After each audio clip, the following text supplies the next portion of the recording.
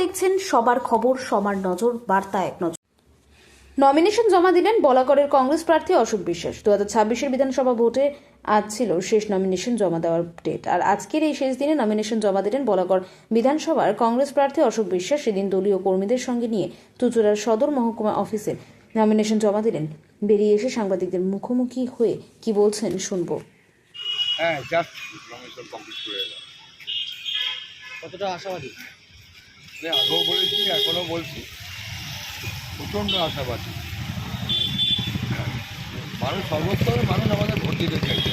অনেকদিন পর আর সিম্বলটা পেয়ে মানুষ উৎফুল্লিত এবং উজ্জীবিত। হ্যাঁ, সর্বস্তরের মানুষ এগিয়ে আছে।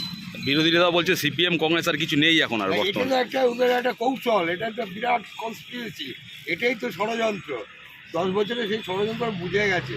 ফলস ফাইটিং চলছে। টিএমসির লক্ষ্য কংগ্রেসকে শেষ করো, আর বিজেপির লক্ষ্য সিপিএমের কিছু নেই, সব ভোট পদ্ম ফুলে মারো। এইভাবে বাইনারি সিস্টেমে দুটো দল ভাগাভাগি করে নিয়েছে। এই ইন্টারনাল ষড়যন্ত্রটা ওপেন হয়ে গেছে, আর অবশিষ্ট কিছু নেই। যার জন্য দেখলেন না কালকে সিএমের মিটিংয়ে কী অবস্থা। এখন অনেকের খোঁজই নেই যে সিএম এসছে। একসময় বিশাল উন্মাদনা থাকতো, মানুষ রান্না বান্না খাওয়া দাওয়া ছেড়ে লাইনকে লাইন দেখেছে। কিন্তু এখন মানুষের অনেকে অজানা, বড় অদ্ভুত লাগে। কারণ সত্য প্রকট হবেই, কতদিন চেপে রাখবেন। সবাই বুঝে গেছে তার এগেনস্টে মানুষ ভোট চাইছে।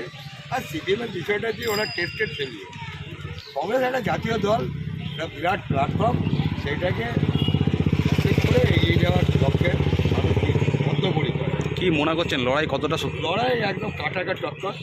হ্যাঁ, সমানে সময় হবে, লড়াই হবে। তবে মার্জিন কী হবে না হবে একটু সেটা সময় বলবে। হ্যাঁ, এখন লড়াই একদম পুরো কাটাকাট। ঠিক আছে।